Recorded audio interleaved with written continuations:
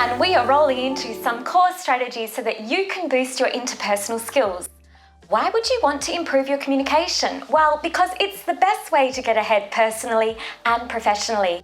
Studies show that individuals who max out on their communication skills and apply a growth mindset are more inclined to demonstrate leadership potential, having higher engagement rates in their workplace, build their sales portfolio, and get further ahead in life. So all of us should work on our communication skills.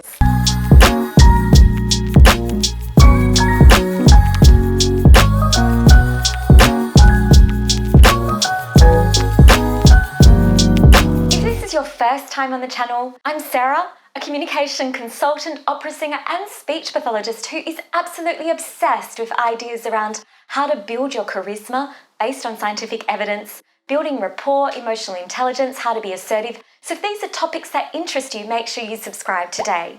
Today, I'm going to share with you 3 strategies to boost your interpersonal development, so pay attention and maybe even think about taking notes.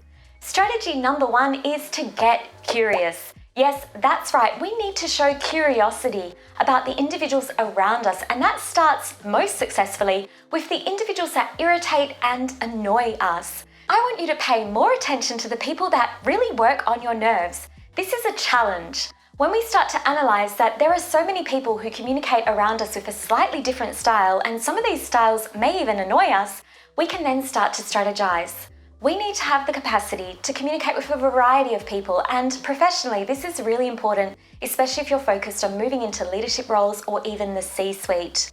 No human communicates in the same manner, although there are some shared principles and rules that we try to follow at the best of times.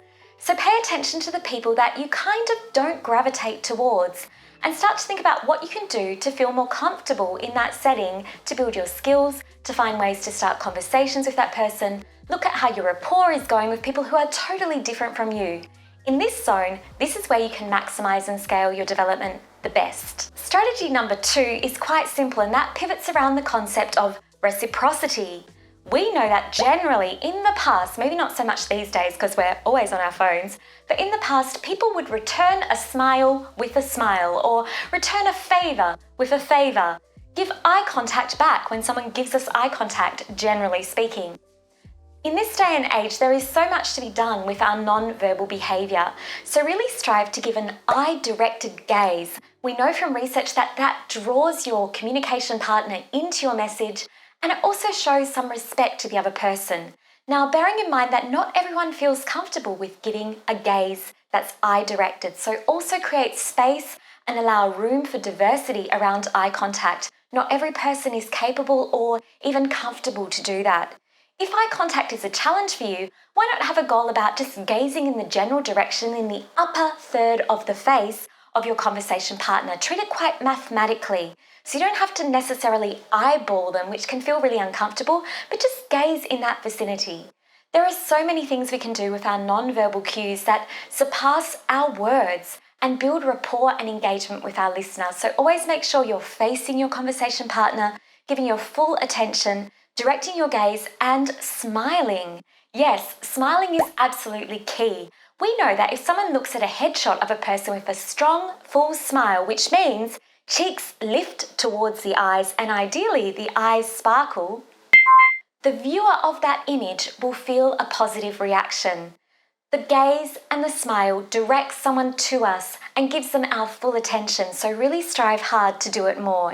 The third and final principle to share with you today in terms of how to scale your interpersonal skills comes down to an action. I want you to dig deep. Yes, that's right. You need to dig deep and study hard. Just like any subject, interpersonal skills can be studied. So how can you study interpersonal skills to boost your relationships at work, personally and professionally? Get a piece of paper, sit down, choose a person that's kind of tricky to talk to, and start to brainstorm and develop a bit of a matrix around their interests, their communication preferences, their style, when they're available to speak, whether they prefer email or SMS or a phone call, and start to make some observations. This process of digging deep lets you learn more about a person's preference so that you can feed it more. Obviously with sincerity, we need to be sincere in all things. So I hope that you enjoyed these quick 3 tips to boost your interpersonal skills. I have some more info and strategies over on my blog, so don't forget to visit that page and have a quick read through.